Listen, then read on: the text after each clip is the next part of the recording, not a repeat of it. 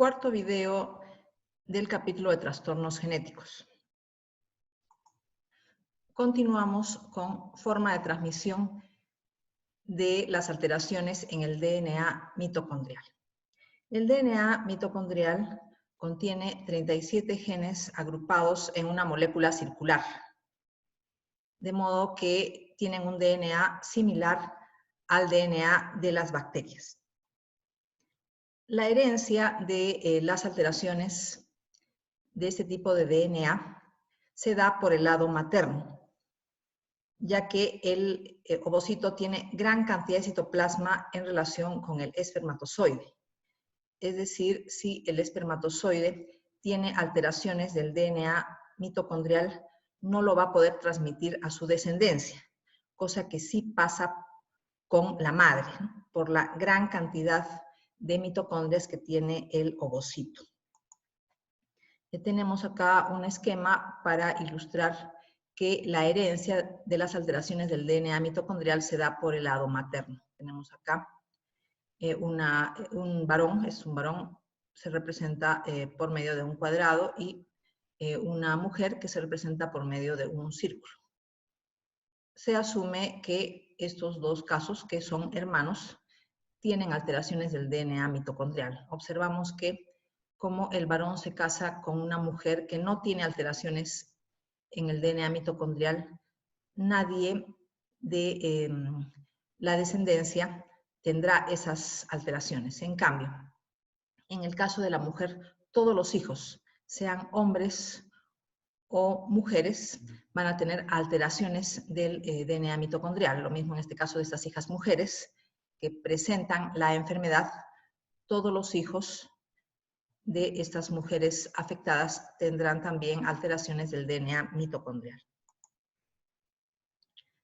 Las alteraciones del DNA mitocondrial se reflejan en órganos dependientes de la fosforilación oxidativa. Básicamente, sistema nervioso central, músculo estriado, hígado y riñones. Ejemplo de este tipo de alteraciones, síndrome de Kearns-Sayre, se produce una deleción de 5.000 bases en el DNA mitocondrial. El cuadro clínico se inicia antes de los 20 años. Se trata de una enfermedad sistémica. Los ojos se afectan de manera característica. Oftalmoplejía y degeneración de la retina, disfagia, debilidad muscular proximal, sordera, ataxia cerebelar y trastornos de la conducción cardíaca. Neuropatía óptica hereditaria de Leber. En este caso, se observa una pérdida progresiva de la visión central, que puede progresar a ceguera. La afectación visual aparece entre los 15 y 35 años. Tenemos entonces dos ejemplos de este tipo de herencia. Vamos a mencionar algunos alcances sobre los conceptos de heteroplasmia y en relación con herencia mitocondrial. Heteroplasmia significa presencia de diversos tipos del DNA mitocondrial, generalmente dos. Uno es normal y el otro es anormal.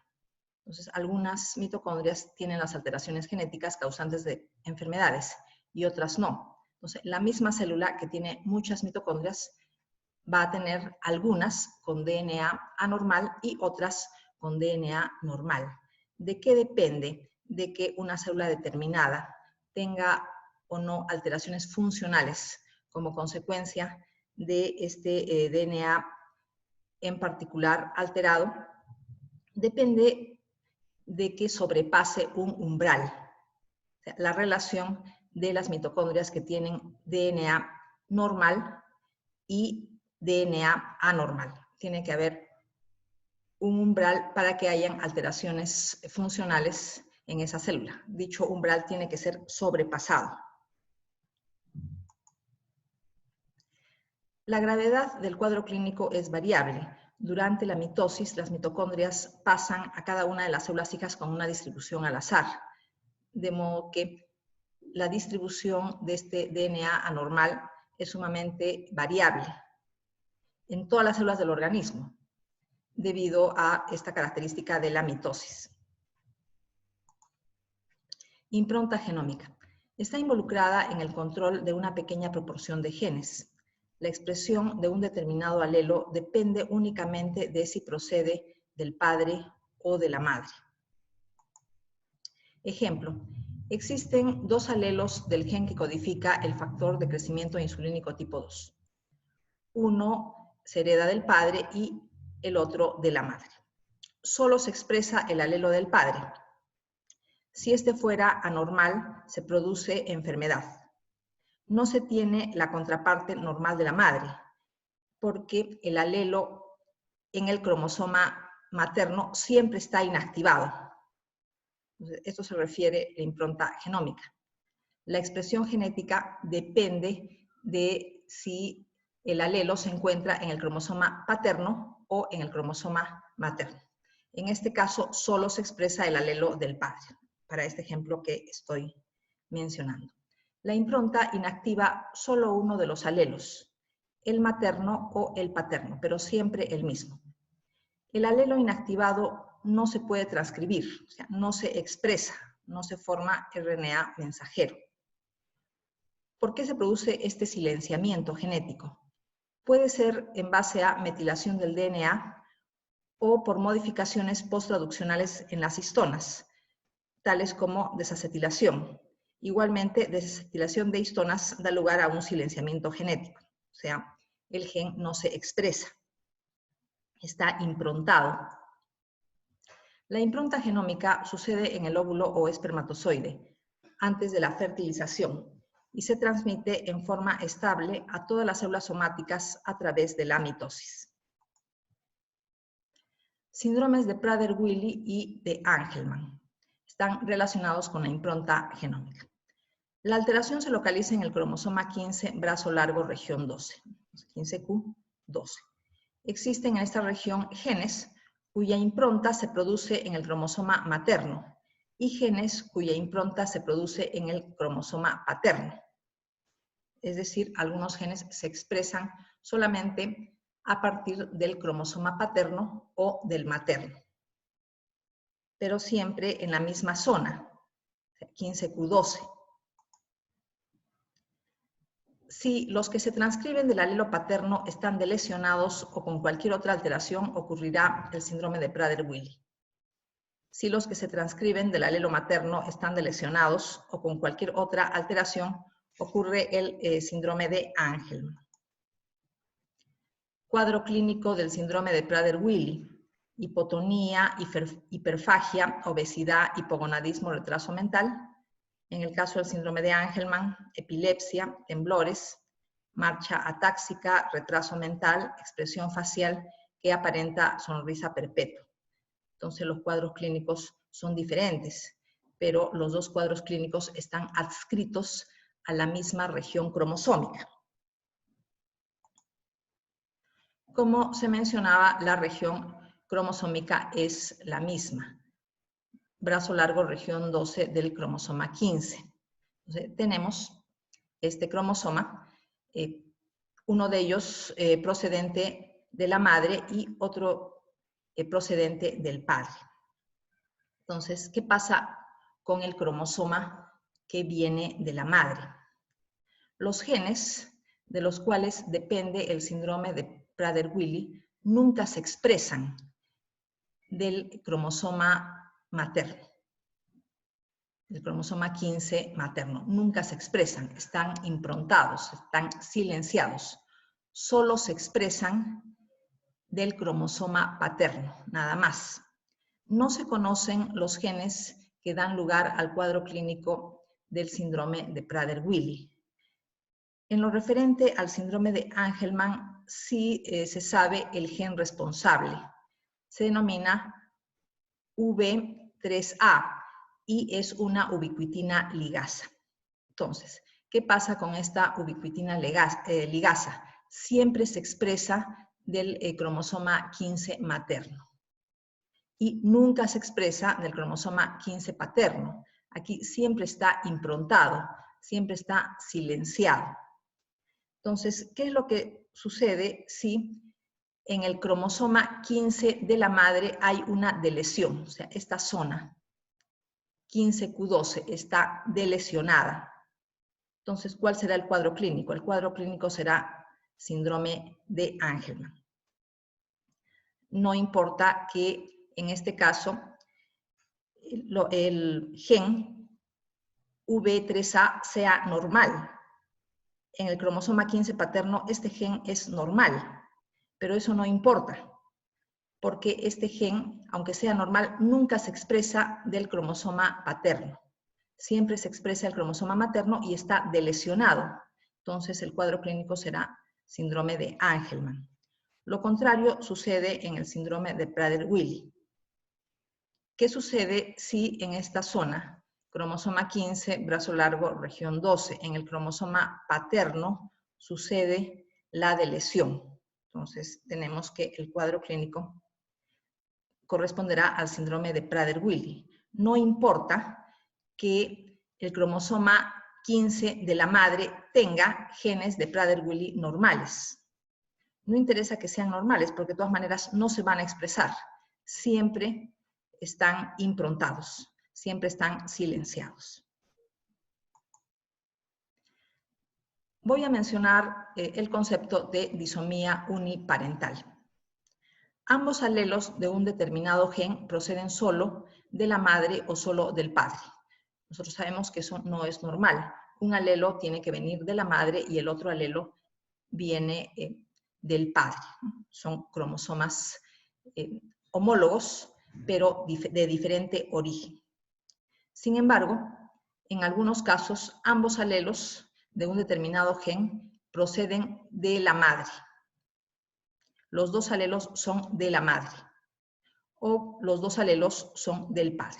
Entonces, ese es el concepto de disomía uniparental. Si los genes del síndrome de Prader-Willi proceden solo de la madre, habrá cuadro clínico de ese síndrome, aunque dichos genes sean normales, porque las dos copias están inactivadas, están improntadas y no se expresan. Esto es similar a una deleción. Concepto de mosaicismo gonadal. Un grupo de células gonadales de un individuo tiene diferente genotipo en relación con el resto. O sea, si es mujer serán ovocitos, si es varón serán espermatozoides. La persona es normal. Entonces, ¿dónde se ha producido la mutación? Solamente en las células gonadales, solo en los ovocitos o solo en los espermatozoides. Pero si tenemos una gonada, por ejemplo, el ovario tiene varios ovocitos. De esos muchos ovocitos, algunos pueden tener la mutación y los otros no. De todas maneras, la persona es normal, tiene el fenotipo normal, porque la mutación solo sucedió en las células de las gonadas. Como algunos ovocitos son normales y otros ovocitos tienen la mutación, se habla de mosaicismo gonadal. Las gonadas son heterogéneas, o mejor dicho, las células de las gonadas son heterogéneas en cuanto a la mutación. Tenemos el caso de mosaicismo gonadal y una mutación que causa una enfermedad que se sabe que se transmite mediante una herencia autosómica dominante. En estos casos, los padres serán normales y uno o más hijos heredan la enfermedad. Esto podría resultar difícil de explicar. ¿Cómo es posible que más de un hijo tengan una enfermedad que se transmite por medio de una herencia autosómica dominante y ninguno de los padres esté afectado? Entonces, la explicación es la presencia de mosaicismo gonadal, o sea, mutaciones que se transmiten por medio de herencia autosómica dominante solo en un grupo de células de las gonadas, ovocitos o espermatozoides. Hay otra posibilidad, nueva mutación en el hijo, pero en el estadio de cigote, o sea, después de la fecundación. O sea, no, por ejemplo, el ovocito cuando estaba en la gonada, cuando estaba en el ovario, sino la mutación sucedió en el estadio de cigote. Se trata de un acontecimiento fortuito y no hay el peligro de tener otro hijo con la misma enfermedad. Esto no pasa en el caso de mosaicismo gonadal. En el caso de mosaicismo gonadal sí hay el peligro de que esta enfermedad que se transmite por medio de herencia autosómica dominante aparezca en más de un hijo. Definitivamente el problema del mosaicismo gonadal es que como son varios ovocitos o varios espermatozoides que tienen la mutación causante de la enfermedad, entonces hay un riesgo de que también haya varios hijos, más de un hijo por lo menos, que tenga esta enfermedad. Trastornos que se diagnostican por medio de citogenética, o sea, por medio del cariotipo, tienen que ser alteraciones muy grandes. Tenemos el caso de pacientes con cuadro clínico de trisomías, tales como el síndrome de Down, pacientes con cuadro clínico de monosomías básicamente de cromosomas sexuales, tales como síndrome de Turner o Klinefelter, mujeres que sufren abortos a repetición o infertilidad, retraso mental inexplicado, puede tratarse del síndrome del X frágil, pacientes con cuadro clínico compatible con deleciones e inserciones. Mencionábamos la deleción 22q11. Tenemos el caso de que uno de los padres tenga una enfermedad ligada al cromosoma X, por lo que es necesario conocer el sexo del producto de la concepción. Otros trastornos son tan pequeños que se diagnostican solamente mediante biología molecular. Ejemplo, alteración en el gen que codifica el factor 5 de la coagulación. Nosotros recordamos esta mutación, la mutación de Leiden, que predispone a trombosis. La mutación elimina uno de los sitios de reconocimiento de una enzima de restricción. En este caso estamos hablando de la enzima de restricción MNL1. Vamos a ver un esquema para ilustrar esto. El alelo normal tiene dos sitios de reconocimiento por esta enzima de restricción. Por lo tanto, se producen tres fragmentos. Uno de 67 pares de bases, otro de 37 pares de bases y otro de 163 pares de bases. Entonces, tenemos acá.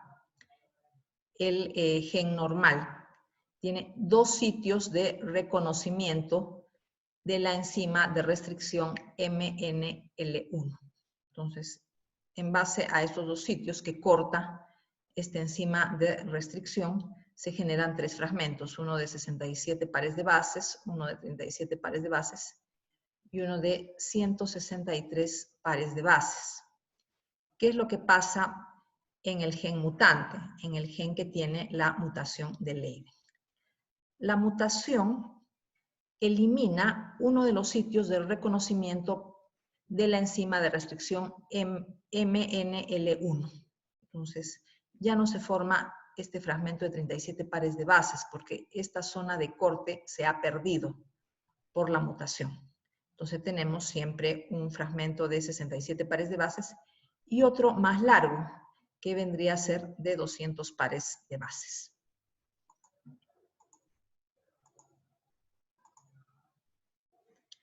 Si se tiene el alelo mutado, la detección se realiza de la siguiente manera. Se aísla el DNA, se amplifica por PCR el gen del factor 5. Se pueden diseñar los primers correspondientes para hacer la PCR porque se conoce la secuencia del gen.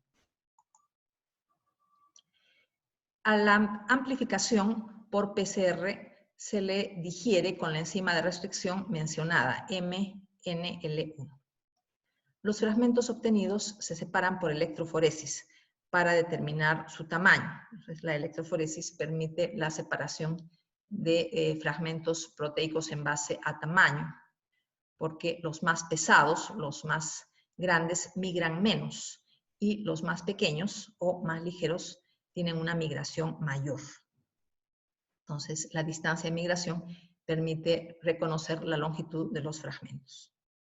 Entonces mencionábamos tres fragmentos, el gen normal, 63 pares de bases, 37 pares de bases y 163 pares de bases.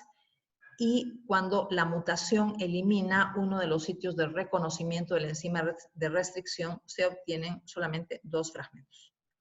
Uno de 63 pares de bases y otro de 200 pares de bases. Tenemos entonces acá.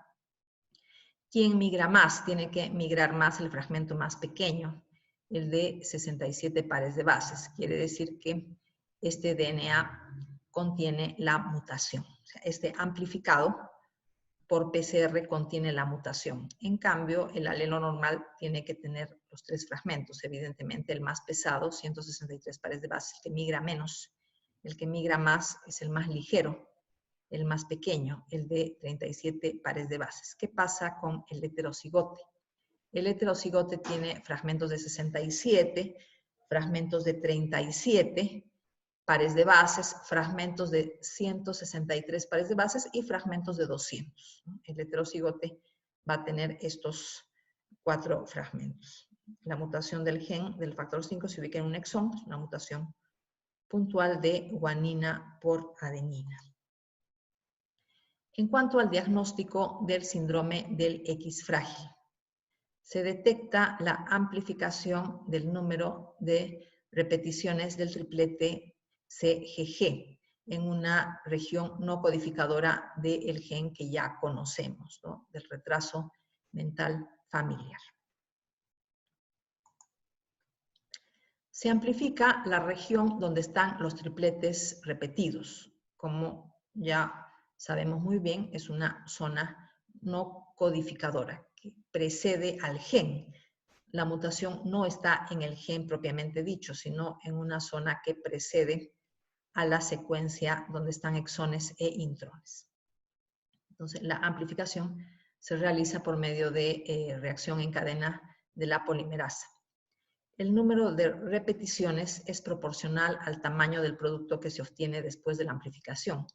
Nosotros podemos conocer el tamaño del amplificado por electroforesis, ¿no? Se separan los fragmentos proteicos según su tamaño, o los fragmentos de DNA según su tamaño.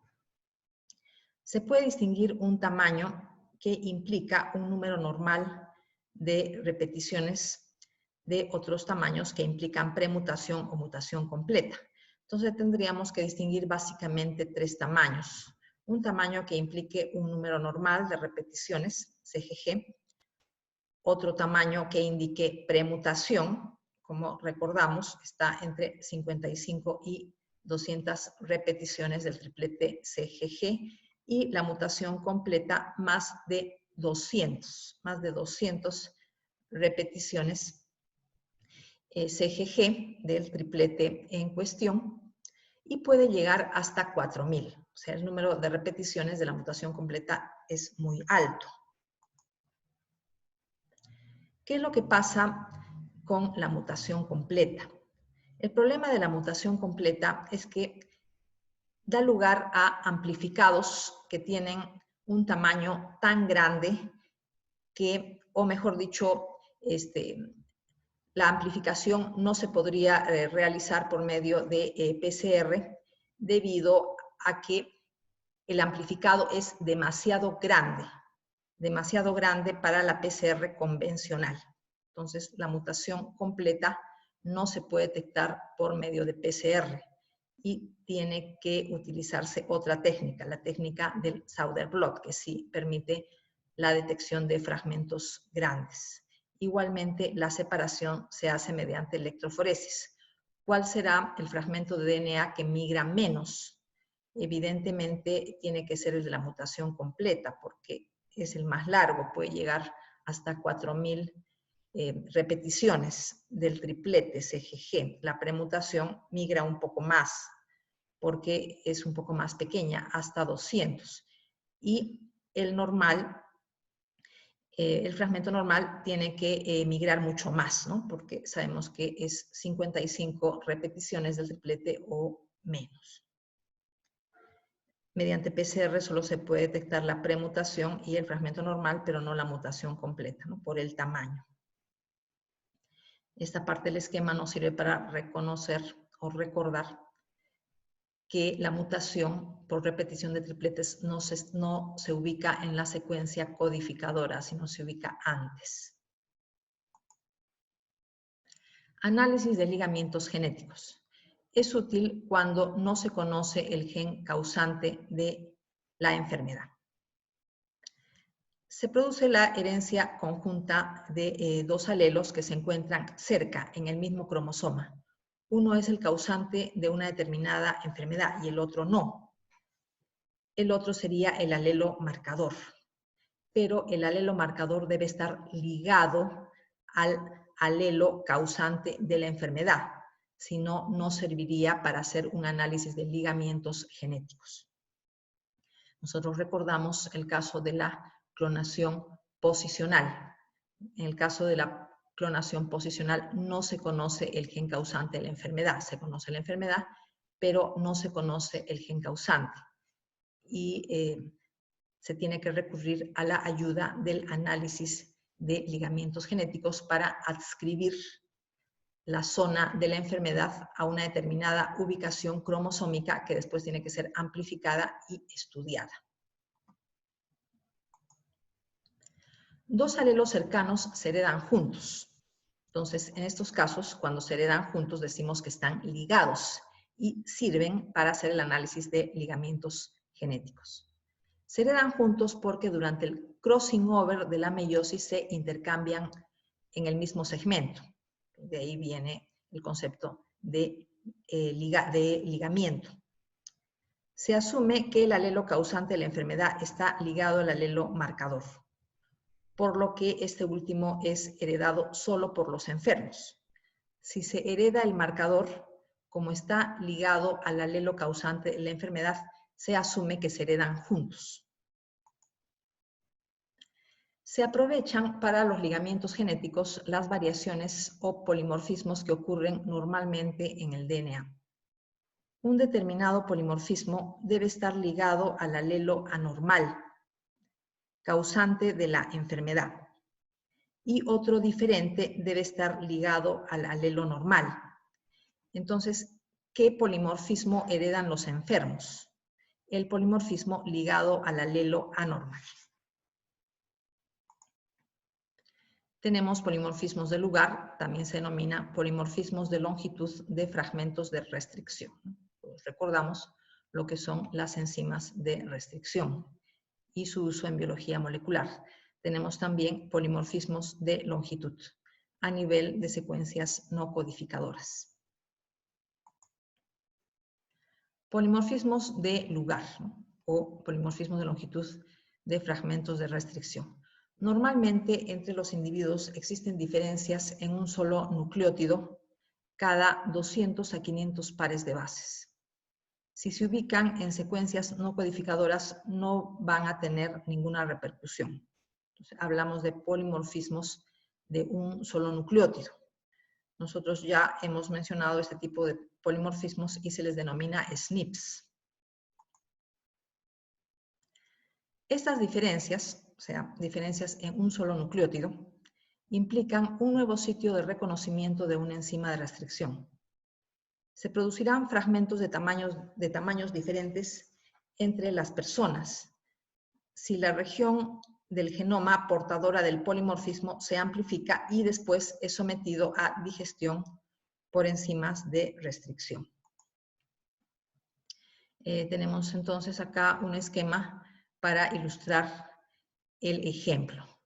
Tenemos entonces un gen marcador que está ligado al gen normal y también al gen mutante. Está muy cerca, están ligados, quiere decir que se heredan juntos.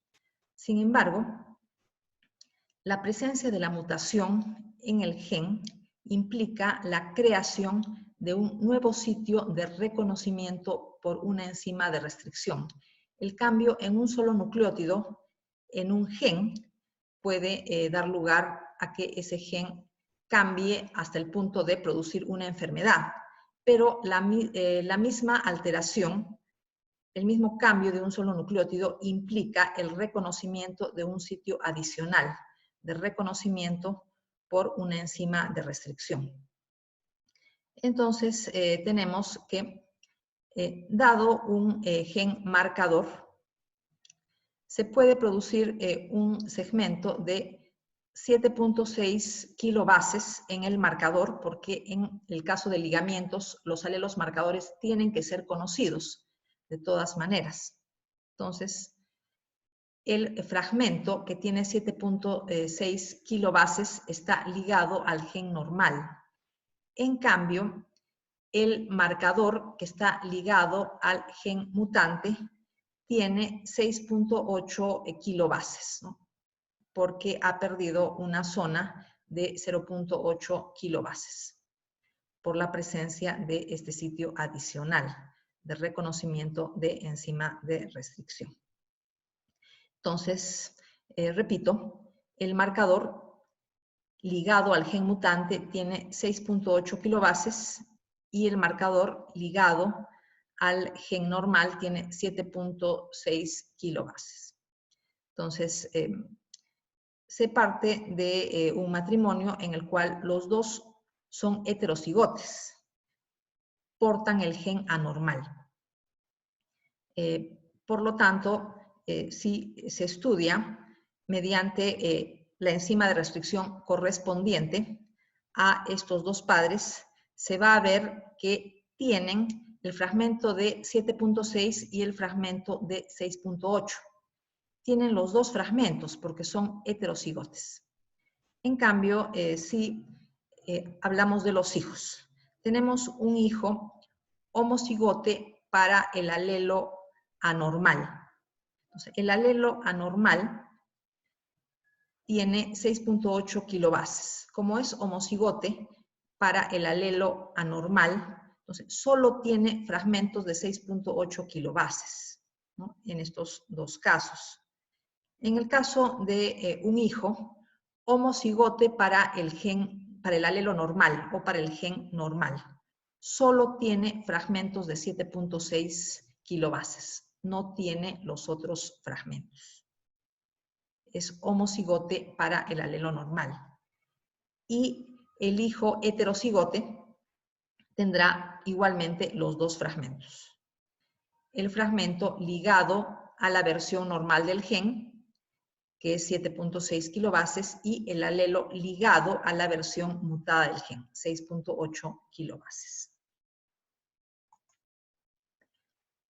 Voy a mencionar un ejemplo referido a la enfermedad renal poliquística del adulto. En este caso tenemos que el alelo C está ligado al gen alterado, causante de la enfermedad. Se heredan juntos, o sea, el alelo C se hereda junto con el gen causante de la enfermedad. Quiere decir que la persona que heredó el alelo C también heredó el alelo mutado del gen. Los alelos A y B están ligados a versiones normales de este gen. Si la persona tiene A y o B, porta al mismo tiempo versiones normales del gen causante de la enfermedad. En el caso del análisis de ligamientos, no hay necesidad de identificar al propio gen. Solo el o los alelos ligados a la forma mutada anormal y el o los alelos ligados a la versión normal del gen causante de la enfermedad. Se estudia a varios miembros de la familia en la que se encuentra el enfermo. Los miembros normales de la familia tendrán el o los alelos ligados a la versión normal.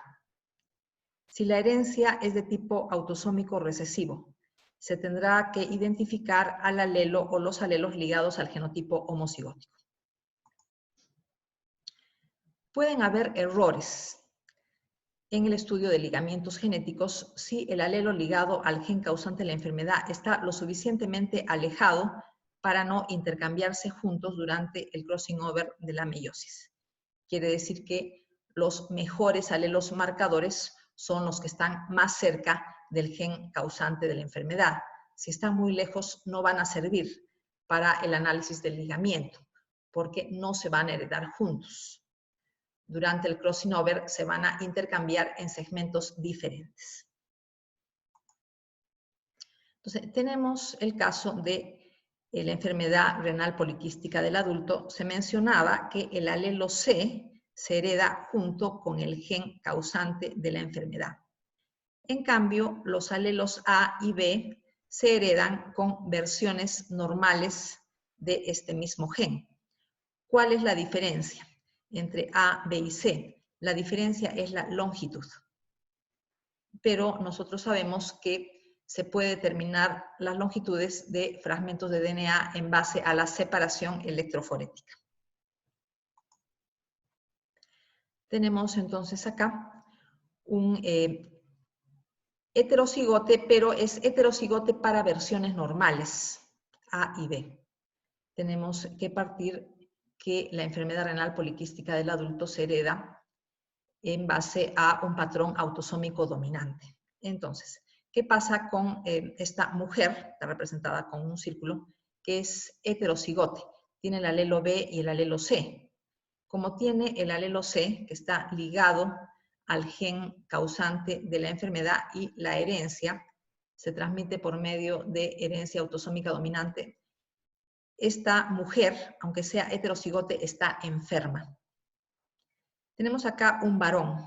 El varón también es heterocigote, pero como tiene el alelo C, entonces está enfermo.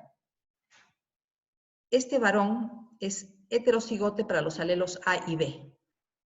Son alelos ligados a versiones normales del gen. Entonces será una persona sana, no presenta la enfermedad. Este heterocigote estará enfermo, tiene el alelo C, y aquí tenemos un homocigote para alelos normales, para alelos ligados a las versiones normales del gen. Entonces, como es homocigote, solamente se detectan en la electroforesis fragmentos del tamaño B. En este caso, se detectan dos fragmentos, uno del tamaño C, que ya sabemos que es más largo. El C es más largo, entonces migra menos. Y tenemos acá el alelo B, que es más corto, entonces migra más lejos. Aquí es lo mismo, tenemos que el alelo A es más cortito que el alelo B, por eso el alelo A migra más lejos. El alelo C más largo migra menos que el alelo A. Métodos de biología molecular, además de PCR. Tenemos la técnica de secuenciación de Sanger, que sirve para la secuenciación del DNA, muy útil hasta la actualidad. Otros métodos de secuenciación, pirosecuenciación, extensión del cebador de una base. Otro método de PCR, la PCR en tiempo real, que utiliza fluorescencia. Amplificación de sondas dependiente de ligandos múltiples. Matrices de DNA, DNA microarrays, que ya fueron explicadas en el capítulo de neoplasias. Hibridización genómica comparativa basada en matrices de DNA.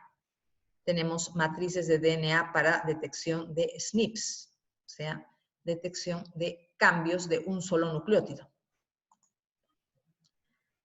Voy a mencionar algo sobre la secuenciación de próxima generación. Este es un avance grande de la biología molecular. Una ventaja notable de la secuenciación de próxima generación es que sirve para el DNA heterogéneo, cosa que no pasa con la técnica de secuenciación de Sanger, ni tampoco para las otras técnicas de secuenciación, que necesitan DNA homogéneo, porque dan lugar a resultados promedios. Esta desventaja se supera con la secuenciación de próxima generación, útil para DNA heterogéneo. Nosotros sabemos que el DNA de los tumores es básicamente heterogéneo. Las moléculas de DNA tienen que tener una separación espacial, de modo que se permite una amplificación particular de cada molécula de DNA. Pero esta amplificación solamente debe implicar pocos ciclos de reacción en cadena de la polimerasa. Y después todos los amplificados deben ser secuenciados de manera simultánea. La separación espacial de las moléculas de DNA permite esto.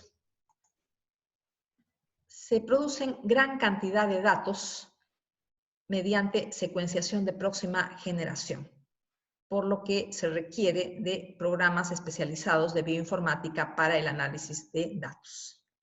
En la actualidad se está buscando desarrollar una secuenciación de siguiente generación, o sea, es todavía más moderna que la secuenciación de próxima generación.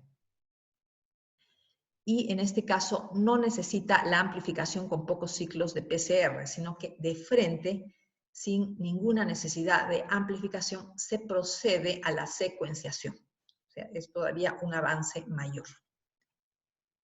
Tenemos acá un esquema para ilustrar la secuenciación de próxima generación. Y el punto clave es que todas las moléculas de DNA conseguidas por pocos ciclos de amplificación de cada molécula de DNA de la muestra tienen que estar, bueno, como mencionaba, tiene que haber una separación espacial notable, ¿no? Esta es la base del éxito de esta tecnología. ¿Cómo se realiza la secuenciación? Para la secuenciación se utilizan nucleótidos marcados con fluorocromos diferentes. Por ejemplo, adenina tiene que estar marcada con un fluorocromo, por ejemplo, azul. Guanina, fluorocromo verde, citosina con fluorocromo rojo, timina con fluorocromo amarillo. Pero la clave es que cada nucleótido tiene que tener una fluorescencia diferente para poderlo detectar en base a la fluorescencia emitida. Entonces, definitivamente para el alargamiento de la cadena se tiene que requerir de polimerasas. Entonces, cada nucleótido añadido en cada cadena de DNA es detectado a la vez. O sea, la secuenciación se realiza a la vez. Las polimerasas van sintetizando la cadena complementaria a la vez en todas las moléculas de DNA existentes. O sea, en todas las moléculas de la muestra más los pocos amplificados de cada molécula. Tiene que haber una plataforma especial que fije cada molécula de DNA de una manera determinada. Entonces, conociendo la ubicación espacial de cada molécula de DNA, tanto de la muestra como de los amplificados, y detectando la fluorescencia de manera simultánea, se puede llegar a conocer la secuencia de bases, ¿no? De bases nitrogenadas. Nada más en lo que se refiere al presente capítulo. Hemos terminado entonces el capítulo de trastornos genéticos.